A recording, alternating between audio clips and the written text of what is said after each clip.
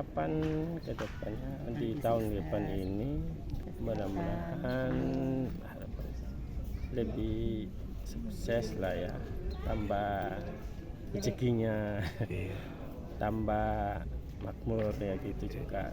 Harapan ke depannya juga lebih supaya kehidupan ini dia lebih aman gitu. Semoga Kota Ambon semua lebih baik dan lebih makmur.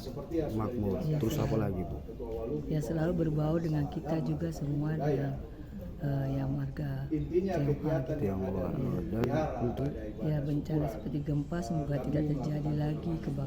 Kebanyakan di Indonesia kan banyak sekali bencana-bencana yang terjadi, semoga tidak ada bencana lagi. di tahun ini ya Bu ya. Ya. Oke. Terima kasih sudah nonton. Jangan lupa like, subscribe, dan share ya.